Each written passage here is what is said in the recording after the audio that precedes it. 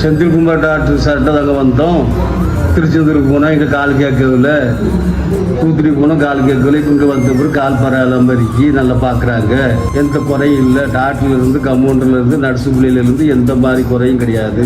Sugar உள்ள மக்கள் வந்தால் நல்லா கவனிக்க பிடிக்கும். சுகருக்கு ஸ்பெஷலிஸ்ட்